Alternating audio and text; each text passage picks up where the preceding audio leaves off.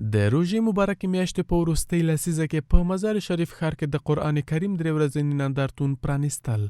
په دغه نندارتون کې 12 خپرندویانو سلګونه ټوکه قرآن کریم چې په بېلابېلو لیکنو او پوښونو سره یې ښکلي کړي دي نندارې ته وړاندې شوي دي.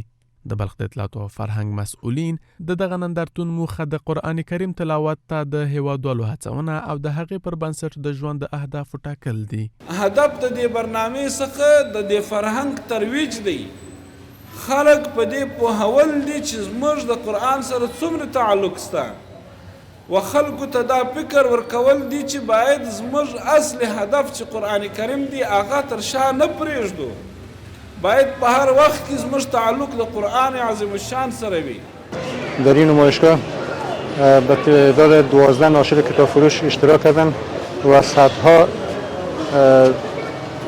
جلد قرآن شریف با کیفیت‌های چاپ بسیار بلند و خوب به نمایش گذاشته شده. بل پلو یو شمېر نندارچیان مطالعې په ځانګړې توګه د قرآن کریم تلاوت د ځوانانو هڅونې لپاره د ورته نندارتونونو جوړېدل مهم بولي. اهمیت که این برگزاری نمایشگاه ها داره خوب است که جوانایی که به مدت 11 ماهی که مثلا جدا از رمضان از قرآن دور بودن این نمایشگاه وقت برگزار میشه که دیدن بکنن و با قرآن انس بگیرن و پیام‌های او را مطالعه بکنن تا اینکه بتونن که در زندگی خود را عملی بکنن. نمایشگاه قرآن کریم که از دوستان عزیز نه تنها در ماه مبارک رمضان دایر میشه بلکه باید بغیر از ماه مبارک رمضان هم باید دایر شود. ورته مهال د پوهنې وزارت هم په کابل کې د قرآن کریم د تلاوت د حسن سیالۍ له ترسره کېدو خبر ورکوي.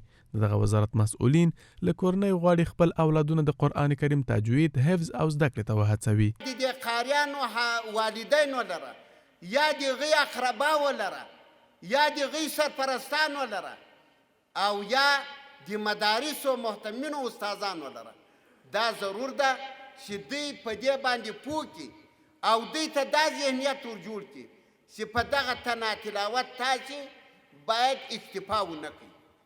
تاسې نورم تعلیم وکړئ او د قرآن په معنی وپوسئ. ولیدبروا آیاتی. هر کال د روژې مبارکه میاشت کې د هیواد په بېلابېلو ولایتونو کې د قرآن کریم نندارتونونه او د حسن تلاوت د سیالۍ برنامې ترسره کیږي.